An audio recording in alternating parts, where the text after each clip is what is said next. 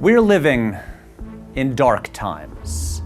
Times when people are scared and exhausted by the constant barrage of terrible news. And in times like these, people turn to entertainers for, maybe not solutions, but at least a distraction. Reassurance that hope and joy still persist. Folks, I wish I was here today to bring you tidings of hope and joy, but instead, I offer the exact opposite. I'm here today to tell you about a tragedy, a death. The death of something you are probably familiar with if you're a regular viewer of this channel. The death of the TCM Wine Club.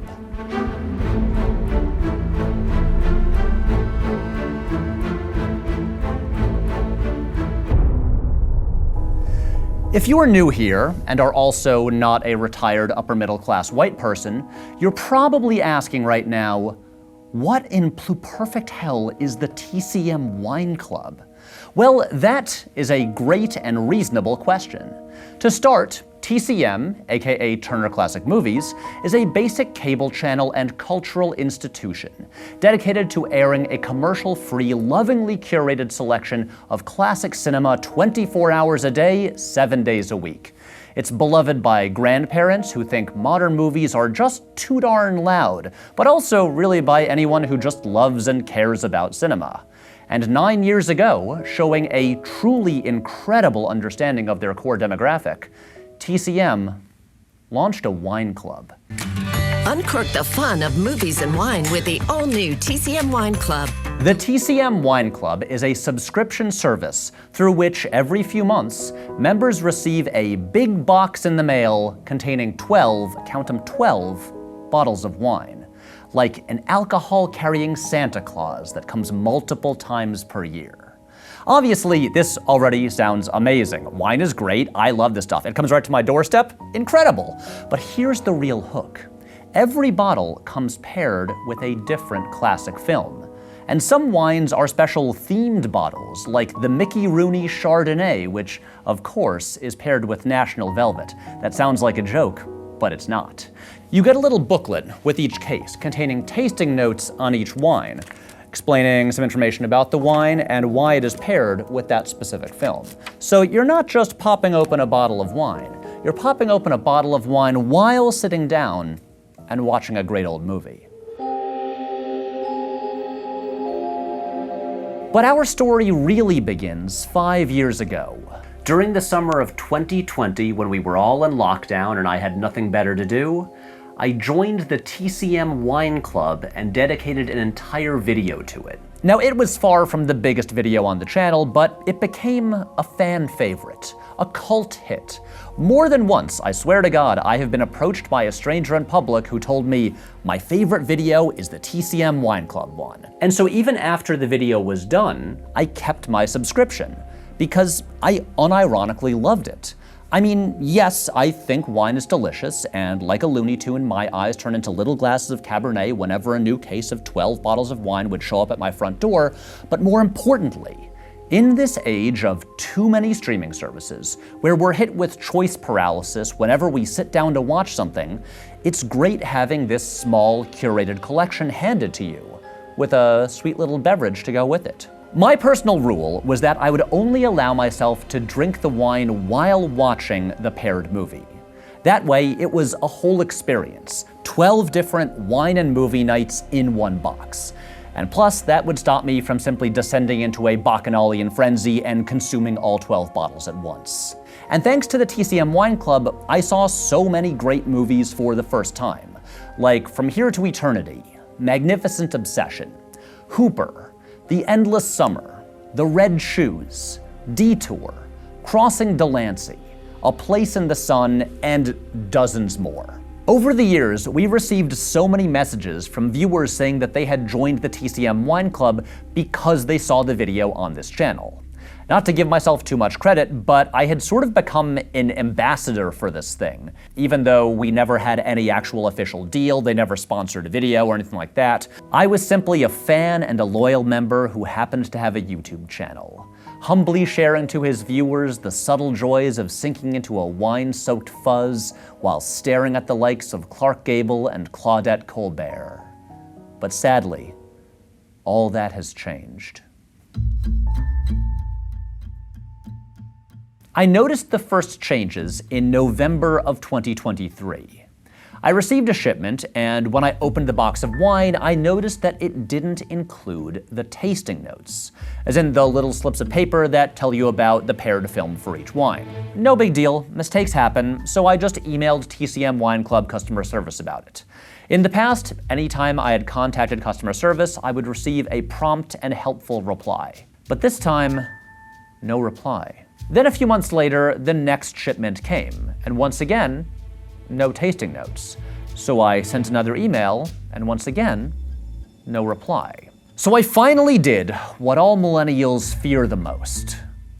I made a phone call.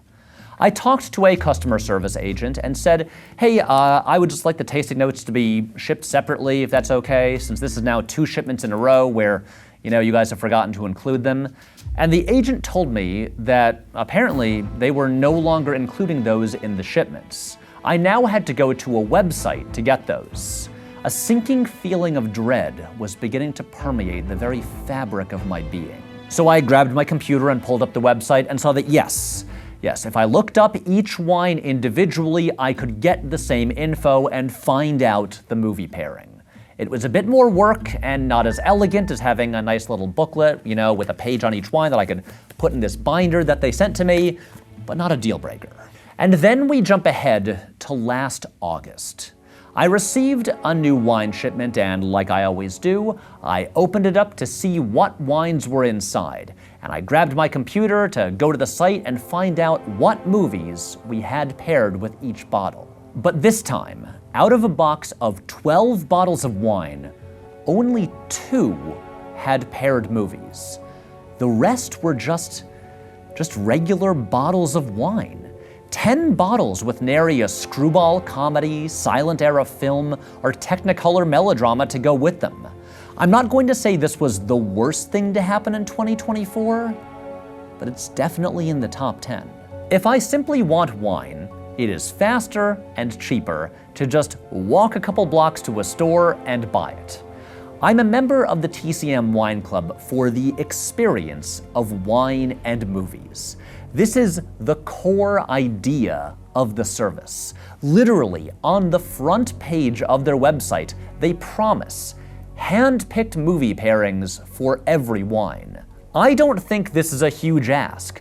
Just pair some movies in TCM's lineup with some wines, write a couple sentences about it, and call it a day. That is literally all I am asking for, and now they can't be bothered to deliver it. If they're going to cut the entire movie component, then why is this still called the TCM Wine Club? This is now just a case of wine that has nothing to do with movies. I might as well just go pour all these out into the Gowanus Canal. And so I sent a polite email to customer service explaining my disappointment, and once again, I received no reply. So this time, I decided to do some digging. And so I sent some emails and made some phone calls and actually managed to reach people who used to work at the TCM Wine Club. This is way more research than I would ever do for a regular video, but this is the TCM Wine Club, goddammit. This is important. And so through talking to these former staff members, I learned a bit more about what actually happened. This story really begins in 2022, with famously cool guy and style icon David Zaslav spearheading a merger between Warner Media and Discovery, which he ran at the time, in which he then became the CEO of the newly formed Warner Brothers Discovery. Upon the completion of the merger, the new conglomerate was tens of billions of dollars in debt, which was partly caused by money Discovery borrowed to finance the merger. Great, smart moves all around, way to go, guys. And so, to deal with this debt, Zaslav immediately started making drastic changes throughout the company, mostly taking the form of extensive layoffs. At TCM's height in 2018, the staff numbered around 90 people. Layoffs began in late 2022, building to the huge staff reduction in June 2023, in which TCM's 5 senior executives were let go, many of whom had been at the network for decades. As of the day that I am shooting this, TCM staff numbers around 30 people, about 1/3 of what it once was. They no longer have a general manager. Now the department heads report to executives who oversee a collection of networks, like TBS, TNT, HGTV, etc. So back in 2023, when news of the layoffs broke, there was immediately an intense public outcry, in which even Ryan Reynolds said, "Please don't fuck with TCM. Ryan, we've had our differences, but here, you have my sword." Although no, I will still not be signing up for Mint Mobile. Major filmmakers like Steven Spielberg, Martin Scorsese, and Paul Thomas Anderson leapt in to save the network, meeting with Zaslav in person, urging him to reconsider, and offering to assist with curating the network themselves. Some TCM employees were even given their jobs back, and some others were brought back on a part-time basis. But sadly, even with Steven Spielberg's intervention, no one could save the wine club. Prior to the layoffs, the TCM Wine Club was run by a small team, all of whom were laid off by June 2023. Since then, it has been handed off to a single staff member, who also has other responsibilities at the network, and so they're doing the bare minimum to keep the club running. Everything else is being maintained by outside partners like Laithwaites, the primary company that supplies the wines. And the irony of all this is that before these layoffs that gutted the network and essentially killed my beloved wine club, TCM was one part of the company that was actually profitable. Even putting aside its status as a beloved cultural institution, the profit margins for TCM were, to quote a former staff member, dramatically large. Internally, executives used to say, TCM prints money. So if the goal is to make the company more profitable, and this branch is extremely profitable, why ruin it? They tried to fix something that wasn't broken, and in the process, they broke it. But this is just the kind of next-level thinking that David Zaslav is famous for. You know, like canceling the releases of completed movies, preferring to shelve them forever and get a tax write-off instead of, I don't know, letting people see them and potentially making a big profit with a theatrical release. One such film was Coyote vs. Acme, which 3 years after it was shelved, was finally sold last month to Ketchup Entertainment for $50 million, and it will release next year. That's right, they have a full, finished movie starring the Looney Tunes, one of the studio's most iconic brands, and they would rather just hand it off to some other company than release it themselves. It seems like this is part of Zaslav's ongoing vendetta against the Looney Tunes, like, I don't know, did they bully him as a kid or something? Because back in March, Max, their streaming service, scrubbed all classic Looney Tunes from the platform.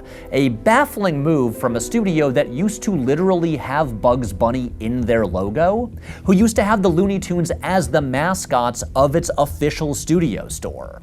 Zaslav continually talks about the studio's need to prioritize its major brands and IP. This is a fantastic collection of assets.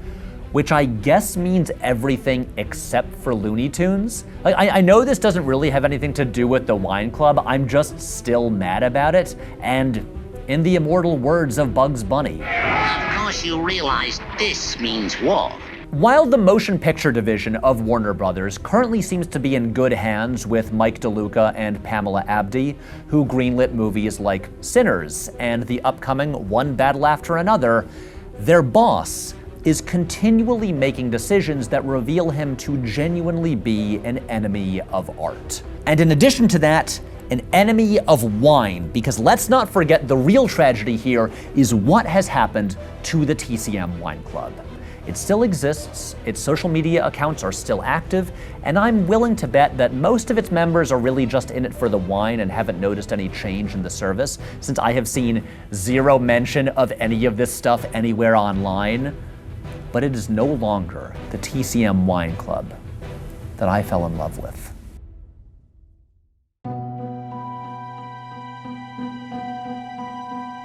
But look, I'm all about second chances, so I figured that I would wait to make this video until I got another delivery and see if, hey, maybe that was just a one-time slip-up and they can right the ship. And so, here is my latest box from the TCM Wine Club. So yeah, let's open this thing up and see what they sent. As you can see, 12 bottles of wine. I've got my laptop here, so we can look up what each one is. Okay, so up first, we've got Vigna Altogrado. Let's look this up. Okay, there it is, Vigna Altogrado, and this does not have a film pairing. Okay, next up, we've got an Australian wine, Yarunga Field. Yarunga Field, check it out. Let's look up this one. And this, also, no movie pairing. 0 for 2. 2 bottles of Yarunga Field. We got 2 of these. This just happens now and again with the wine club. Sometimes there's like duplicate bottles, which I'm always fine with. Okay, but 0 for 3. 0 for 3. This is a TCM wine. This is TCM 30 Cabernet Sauvignon. If this one doesn't have a film pairing, I will be outraged. Oh, the classic movie pairing is Gone with the Wind, which, you know, I've never actually seen it. Okay, so there we have 1 for 4. 1 for 4. Next up, we've got Domaine de Longueuil. Oh, here it is. And this French wine, no film pairing. Okay, so we're 1 for 5 right now. Here, oh, okay. I've gotten this. This is gonna have a film pairing. This is the Maureen O'Hara Sauvignon Blanc. Yes, I'm pretty sure this is, yes, The Quiet Man is paired with this. And wait a second. We've got 2 of these. 2 Maureen O'Hara Sauvignon Blancs. So yeah, okay, I've had this before, and I watched The Quiet Man with it. Weird movie. Okay, now we've got Pinello. This is looks like maybe a Prosecco, a sparkling wine of some kind. Let's look it up. Okay, here it is. And no movie pairing. 3 out of 8, not great. What else next? Palacio del Conde. Okay, looking this up. And this, no movie pairing. Okay, 3 for 9. We've got 3 bottles left. Okay. I think I've also had this one before as well. The It's a Wonderful Life red wine. Okay, so there obviously is a movie pairing, but again, this is one that I've had before. This is not a new one. Okay, so now I guess that's 4 for 10. Okay, next we've got Mimo.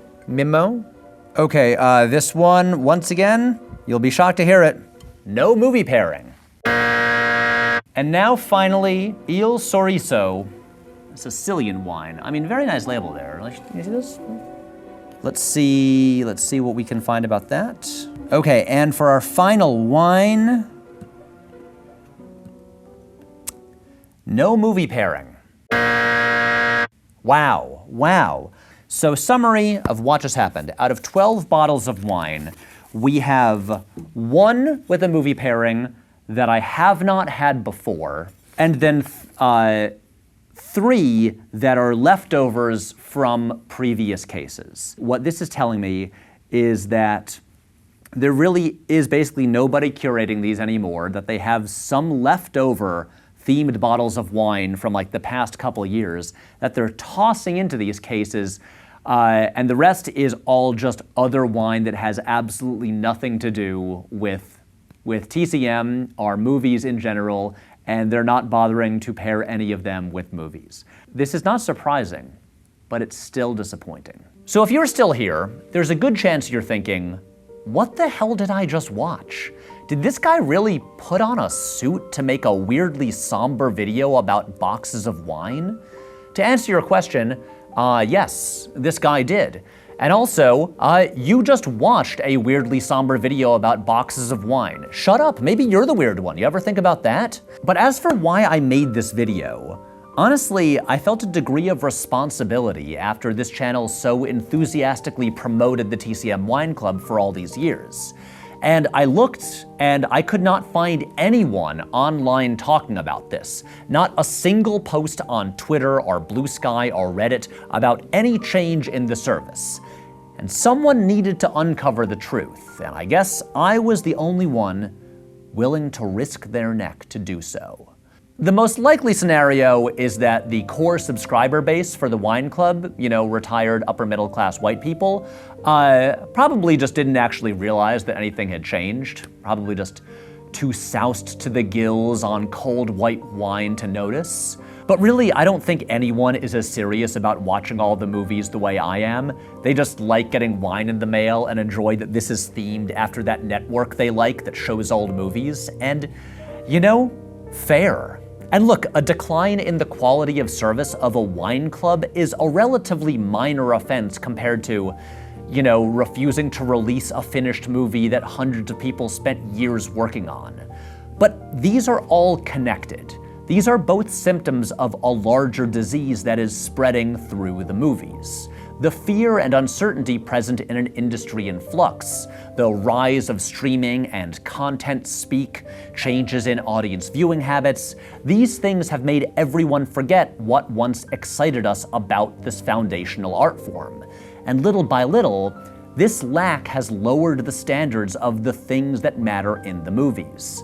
Theatrical releases, preservation, restoration, curatorial experiences, in a word, care.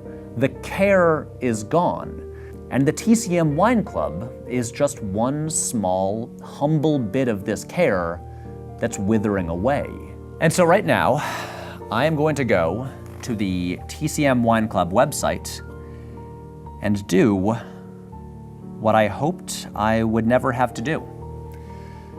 I'm going to cancel my account. And that's it.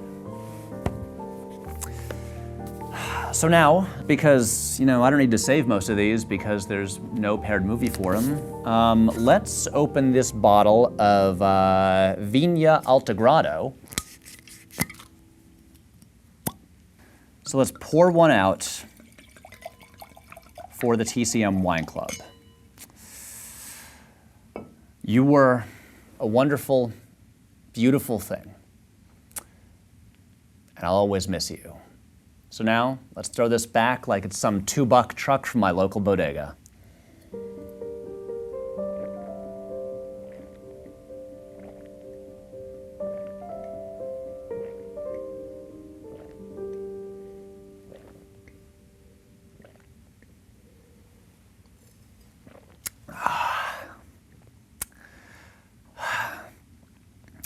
Thanks for watching.